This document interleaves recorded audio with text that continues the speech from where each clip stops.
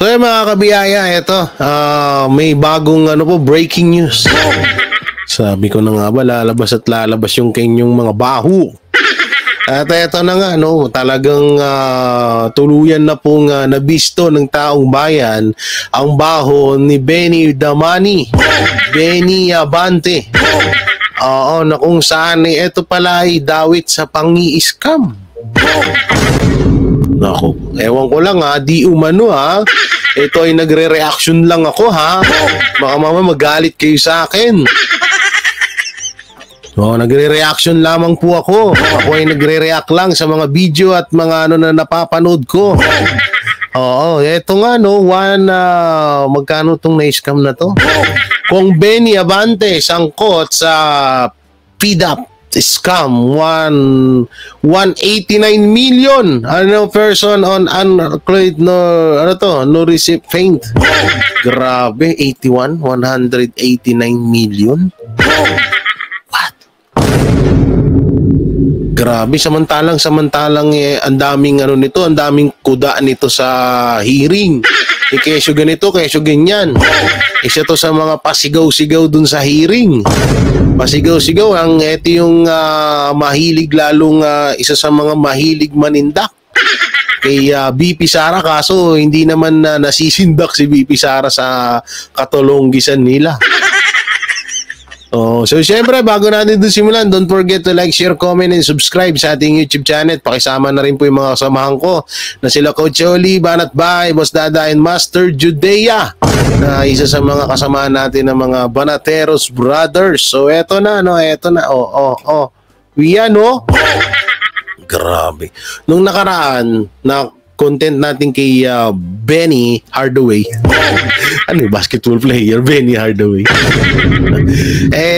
Eto nga ay naglabasan nga po yung kanyang mga relos,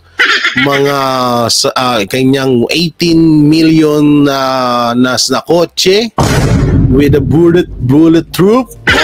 At merong relo na Blue Submarine na nagkakahalaga ng 2.7 million. At meron namang Rolex Gold na nagkakahalaga ng 2.5. At ang pinakamalupit dun yung kanyang sintro na nagkakahalaga ng 35,000 pieces. At ito nga, ito may panibago. Grabe, Kung Benny Abante sangkot sa PDAP scam, 189 million. Ito hindi natin alam kung 100% na totoo, pero atin pong aalamin yan sa pamamagitan ng bidyong ito. So panoorin po natin. Si Benny Abante ay hindi makakapagtago sa publiko na siya ay malinis at para magduro-duro ng mga kabaro niya sa Congress dahil siya ay sangkot noon sa PDAP scam na nagkakahalaga ng 189 million pesos. Ayon nga sa komento ng Filipino Ito, nga. Tinatago ko po asawa ko kasi wanted siya. Sabi, magkakasama pala to. Ito pala yung, halos pala talaga ng mga congressman sa, may mga kaso. So, ito si Jinky Luistro, meron din pala kaso. Ito naman si DepEd Laptop, controversies, Saldico. So, dito rin si convicted na si Castro. Kidnapping and child abuser. Ito naman si Kong Abante is PDAP scam. Okay, may mga kanya-kanya nga talaga. Ngayon nagigets ko na kung bakit todo tanggol sila sa kay Tamba. Dahil may mga kaso palang iniingatan nitong mga to. Kaya naman pala magkano to? 189 million.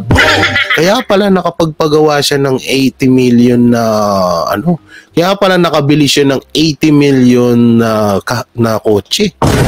At may bago pang lumabas ngayon yung kulay puting sasakyan na mamahaling kotse. Naku po, grabe ka, Pastor Play. Intelligence ay nasangkot pala si Congressman Pastor Benny Abante sa PDAP scam. Naku. Pastor pa naman ito. Naku. Akala mo kung sinong malinis na makapagsabi kay Sara Duterte na spoiled brat kasi ayaw kayo sagutin tank sa still under audit by COA na 125 million pesos. Naku. Anyway, paano paniniwalaan ng publiko si Pastor Benny Abante kung kitang-kita sa katawan niya at lifestyle niya ang karangyan, habang maraming Pilipino ang nagugutom? Paano rin nasisikmura ng isang pastor ang maghayag ng salita ng Diyos kung sangkot siya sa mga katiwalian ng pagnanakaw sa pera ng bayan? Naku po. Maraming netizens tuloy ang biglang napa-lifestyle check kay Pastor Abante. O, eto na yung lifestyle check. Ayon nga kay E.B. Jagulbot ay, Benny Abante, magkano ang bili mo ng bulletproof Cadillac Escalade mo? Brand new ba yan? Nakalista kasi kung brand new 2024 model ay nasa mahigit 18 million pesos. Magkano na sweldo mo bilang congressman? Magkano ba ang kinikita mo dyan sa simbahan mo na MBBE kung saan ikaw ay isa umano? Anong relihiyon yun yung MBBE? No, ang ano lang to, ngayon ko lang ito narinig yung relihiyon. About naman doon sa relihiyon ni Benny, wala ho tayong pakialam doon. Lahat ho ng mga relihiyon dito sa Pilipinas ay atin pong nire-respeto yan. Pero hindi ho siya pamilyar. Hindi siya familiar sa akin. Ngayon ko lang siya narinig na itong MBBE. Kung saan isang bishop itong si Pastor Benny Damani Abante. Okay, tuloy. Nung bishop. Curious lang kaming mga taxpayer. Good morning, mga hampas lupa. Yeah. Iba talaga kapag tungresman ka na pastor ka pa. Abante de Calibre Yabang Starter Pack. LV belt at 37,000 pesos. Rolex Blue Submariner at 2.7 million pesos plus. Grabe. Rolex Sky Dweller at 2.5 million plus. Grabe. Ayon naman kay Miss MJ Kiambao Reyes ay, huwag kayong baka old rich lang talaga si Mang Benny. Oo nga ba, baka nga talagang mayaman si Mang Benny. Kayo naman baka nga mayaman talaga si Ka Benny, huwag kayo masyadong baka ipinanganak din siya na katulad ni Marcos na may Talano Gold. Oh, baka may Talano Gold naman, baka siya talaga ang may-ari ng Talano Gold. Ito naman tong mga to, masyado naman kayo mga judgmental. Oo, hindi ganyan si Ka Benny. Oo, mabait yan. Maka-Diyos yan. Ay. Blessed. Ayon naman kay June Abines ay, kawatan na pastor. Ayon naman kay Jay Sonza ay, ang yaman pala ni Manila City Congressional District Representative Benny Abante. Kay Tokayo Jason sa. Oo. Si Tokayo Jason sa, pag yan ang sa'yo, kapag yan ang dumali sa'yo, katapusan mo na. Oo, katapusan mo na kapag na daan ka sa radar ni Idol Jason sa. Oy, Idol Jason sa, kamusta? Kamusta na si Mike Abe? O matagal-tagal ko nang di nare-reactionan si Mike Abe. Oo, namimiss ko na siya. Mamaya try natin Okay, game. Yung sinasakyan niya na bulletproof ay nagkakahalaga pala ng mahigit 18 million pesos. Grabe. Wow, nakakamangha po sa yaman si Bishop Benny Abante. Ayon naman sa komento ng piskal na si Attorney Darwin Cañete ay, wala naman sigurong problema if public officials can afford to buy luxury goods from morally earned income. Oo, wala naman talagang problema doon. Tama naman si Darwin Cañete. Walang problema po kung ma-afford nila yung mga mamahaling relo, bags, at sasakyan na nagkakahalaga ng milyon-milyon. Wala naman ho tayong problema doon kung sa pera nila mismo. Kung pera nila mismo, kayamanan talaga nila mismo yung pinambili dyan. Ang problema ho natin dito at tayo ay nagtatanong bilang tayo ay isa sa mga nagbabayad ng mga tax dito sa Pilipinas at dugot pawis ang nilalaan natin dyan, tayo ay nagtatanong, hindi ho tayo nang babash. Nagtatanong tayo kung yan ba ay galing sa pera mo mismo or yan ba ay galing sa kaban ng bayan. So, syempre, sasagot nila dyan, nispera nila mismo yan. Ngayon, eto yung pinakamasaklap dyan.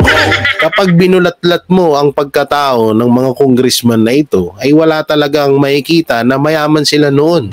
Kagaya lang ni Teacher Estela, na hindi ma-afford ang kung talagang ito hindi sa panglalait sa pagiging teacher, pero kung pagbabasihan mo lamang ang ang sahod ng pagiging teacher at pagiging congressman ay hindi kayang bumili ng mamahaling mga bags at relo. O kagaya nito ni Benny Abante na hindi niya rin afford hindi niya rin kayang bumili ng 18 million bulletproof na kotse kung siya ay aasa lamang sa kanyang sahod bilang congressman or bilang bishop. Diba? Okay, tuloy natin. Hindi pinagbabawal ng batas yan. Oo, tama. Mayaman ka kung mayaman. Tama. Di bawal maging mayaman sa gobyerno. Oy, bawal din maging mayaman ha. Tingnan nyo yung KOJC. O dati mahirap ang KOJC, hindi sila pinapansin. Nung panahon na ang KOJC ay nasa sulok-sulok lang naghahatid ng pangangaral or utos ng Diyos. 'Di ba? Nung panahon na sila ay nagtitiis sa nilagang saging, nung panahon na sila ay nagtitiis sa nilagang kamote at wala pa silang sariling simbahan, hindi sila pinapansin. Pero nung na-afford na ng KOJC or umasenso na or talagang pinagpala na ang kanilang samahan na the Kingdom of the Jesus Christ, ay unti-unti na ho silang sinilip. Diba? Unti-unti na silang talagang minata or talagang inararo ng gobyerno, diba? Pero wala nga kagaya nito sinasabi ni Darwin Cañete ay mayaman ko. Kung mayaman ka, wala mang pakialam. Kaso, lalo't pinaghirapan mo naman, wala rin pa rin kaming pakialam. Kaso nga lang, medyo may, maraming nagtatanong ng mga Pilipino na kung saan galing ang pera nyo. Pera mong pinaghirapan o minana ay sayo. Ang kondisyon lang ng batas ay di mo ginamit ang pagka-opisyal mo, walang conflict of interest, at ideklara mo sa SALN. Oy, si Sir Darwin Cañete, si Sir Darwin Cañete ay tawag dito, isang attorney yan So tama naman yung sinabi niya. Ano naman to kasunod? Anyway, ang banggaan ni Pastor Benny Abante at ni Dante Marcoleta ay binigyan naman ng comment, reaction ng well-known influencer na si Mr. Real Talker. Panuuri ng full video para sa iba pang detalye ng is able to provide all the supporting documents. Speaking of Abante, bali may napanood ako na hindi nakaaya-aya na ginagawa ng isang congressman. Ito pa pala, speaking of Benny, so putulin muna natin yan. Ito may nakita ako bigla dito na lumabas. Ayan, ito yung bagong car. Wow, my new baby talk. The place of my C69 MGB8, this is smaller version 4, cylinder,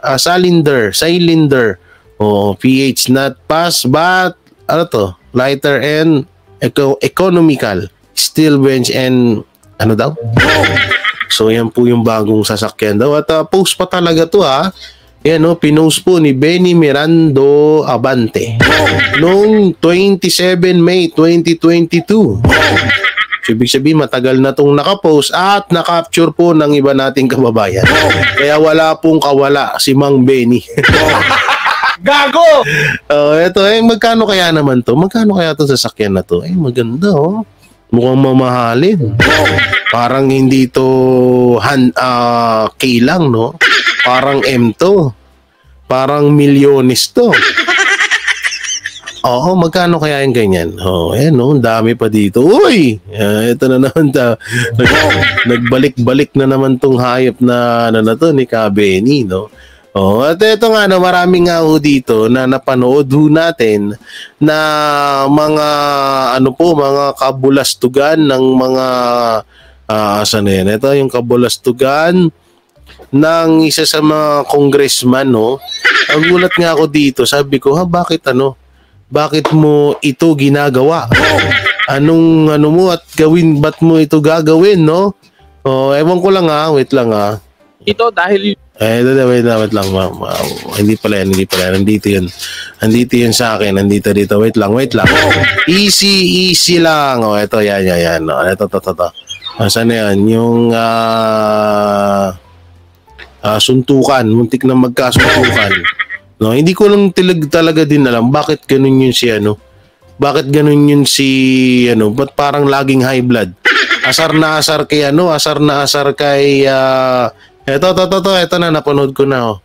Eto, panoorin natin to. Oh, yan.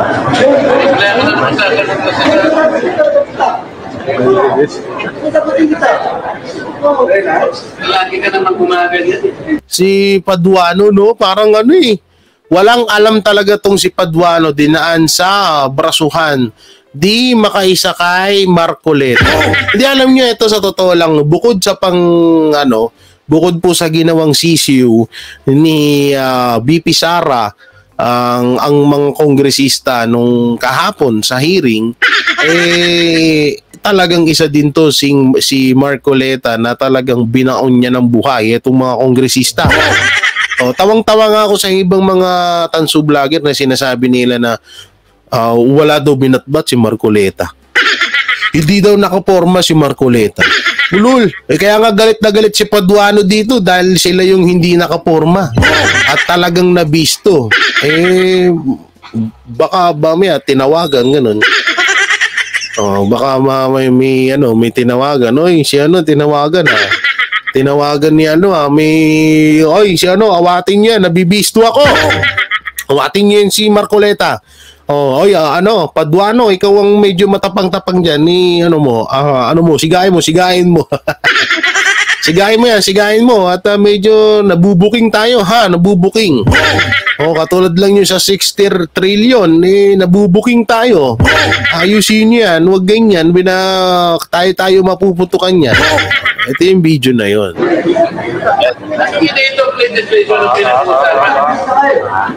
Pinayuan na siya ni Marcoleta. Ginanon pa siya eh.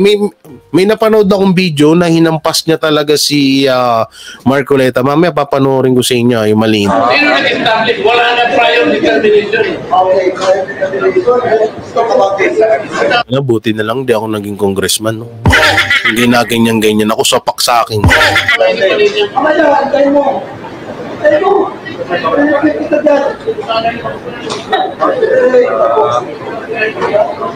Lang ba todo awat kayo kay Marcoleta? Ito yung nagwawala tong hinayupak na to. Gago! No? Todo awat kayo kay Marcoleta, inahawakan nyo si Marcoleta, pero yung isa na nag-hysterical, pero bakit hindi nyo inaawat yun? Dapat yun ang inaawat nyo eh. Kasi raulo din itong mga umaawat na to eh. Ito yun, hanapin ko. Dito yun, Mr. Dito malinaw, Mr. Real Talker. Real Talker. Ayan ito. Tingnan nyo rito kay Mr. Real Talker. Kitang-kita ko dito eh. Saan na yung video na yun? Saan na yung video mo? Paggamit mo na ng video mo, Mr. Real Talker. Ito ata yun eh. Hindi kaya Abante yan. Meron ako napanood eh. Talagang kitang-kita mo yung pagkahampas niya. Talagang ginanon niya si Abante, no? Kitang-kita yung ginawa niya kay Abante. Ewan ko kung nandito yan. Tingnan natin. Yung budget ng Vice President, gusto lahat magtanong.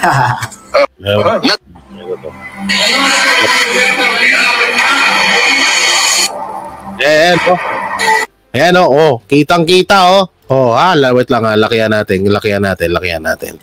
Ayan kitang-kita niyo yung kamay niya talagang hindi kalabit yan may diin eh. Inangat ginano pak. Eto to ayan play natin di ba? Ulitin pa natin ayan. Diyos ka! Dinuro-duro. Ganyan ba yung matinong congressman? Anak ng teteng, hindi mo naman alam, kung hindi mo kasi alam yung pinag-uusapan, di wag kang umepal. Gago! Doon lang yun eh. Ayan nang duduro Umepal tong inayuto. Gago! Ayaw talaga nila pagsalitain si si Marcoleta talaga nagtutulong-tulong sila para wag lang magsalita hindi makapagsalita si Marcoleta. Galit na galit ang inis na inis. Gustong manakit ang hayop. Biri mo bang matinong gawain ba ng isang congressman? Ang ganyan ng kapwa mo, no? Yan ha, tanggalan lang natin ng sounds kasi maingay, sakit sa ano eh. Yun tinapik ko. Ayan, ininawat na rin siya. Ano siya, ito yung mahirap sa mga congressman, yung alam mo yun, yung tapang tigas pa nga. Alam niyo, yung mga tapang nila, puro lang tigas pa nga. Yung dadaan-daanin ka sa ano. Kaya walang-wala na nga eh. Sino ba nagsalita no na nami-miss niya yung kapanahunan? Yun, si Enrile. Kung matatandaan niyo yung sinabi ni Enrile na mas nakaka-miss yung mga, kahit di naman ako mas nami-miss ko yung dating dating mga bagay, hindi pala to senator, at hindi rin naman pala naging congressman. At saka ito gawain na rin to ng mga senator ngayon. Kung ano yung nakikita nyo sa mga congressman, ay nakikita rin natin to sa mga senator. Na kung saan ay nung panahon nila talagang utak ang ginagamit nila. Di ba? Ay dyan nga si Miriam Defensor Santiago, si Enrile at marami pang iba. Yun nakakamiss yung debate kung debate talaga, durugan ng utak. Ngayon tigas pa nga eh. Kasi ito ang nakikita natin sa mga congressman, puro panduduro, paninigaw, diba? At paninindak ang kanilang ginagawa palagi, kagaya ng ginagawa ni Paduano kay Marcoleta, na napakahinahon naman ni Marcoleta. Sumugod pa. Samantalang si Marcoleta kumakain lang dun sa gilid, diba? Kumakain lang, busy lang. Ito, nakangiti pa yung isa. Lahat pala sila nakangiti. Nakangiti itong si Chua at itong isa pa. Sino to? Si Jonathan Flores. Nakangiti, di ba? Sabi ni Jonathan Flores, tirahin mo. Ayan ayan kitang-kita yung mukha ni Flores, ni Chua, Chua ba to? Joel Chua. Ayan kitang-kita, talagang ngiting-ngiti eh. Samantalang siya yung dapat unang umawat dun dahil siya yung leader ng committee na yan. Di ba? Pag na ako ganyanin, na sakta yung ganyanin mo ko sa paking kita, matras naman ang gago. Gago! Nung tinayo siya ni Marcoleta, matras eh. Matras, as kung ari, susugod kasi may umawat. Kitang-kita mo yung mga mukha ng na talagang naninindak lang eh. No? Ay, naku, ba't ganyan nangyayari sa mga congressman natin? Nga, mabalik tayo sa kwento ni Abante, na kung saan ay kitang-kita na ito daw po ay sangkot sa pang-i-scam na nagkakahalaga ng 189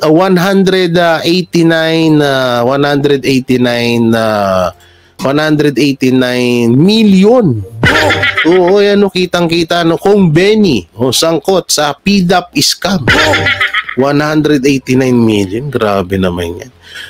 At marami sila nandiyan din, Alam nyo, ngayon napapaisip tayo na halos lahat pala ng mga congressman ay may mga kaso. At meron na nga po dyan ay convicted kidnapping and child abuser na walang iba kundi si Franz Castro. At eto nga, may mga involved pa dito, si Jinky Loistro, na tinatago daw ang kanyang asawang wanted. Wanted pala asawa nito ni Jinky Loistro. At ito naman, si Saldico meron din. At ang pinakamatindi dito, ito si PDAP scam. Itong si Benny Abante, hindi ko alam kung totoo po ito o hindi. Wala nag-reaction lang po tayo dyan at nakita lang ho natin yung mga picture na yan. Naku. So kayo, anong masasabi nyo rito mga banateros, mga kabiyaya? Comment nyo lang po dyan sa baba. At syempre, don't forget to like, share, comment, and subscribe sa ating YouTube channel. Pakipindot na lang din po yung bell button para lagi tayo updated sa ating mga video araw-araw. So maraming salamat. Ingat po kayo palaging. God bless and peace and bye-bye. Yan ang banatero, walang inuurungan. Pag tama palakpakan, pag mali ay babanatan. Yan ang banateros, boses ng ordinaryong Pilipino. Banateros ay walang makakaawan, walang inuurungan. Banateros ay tinutulungan.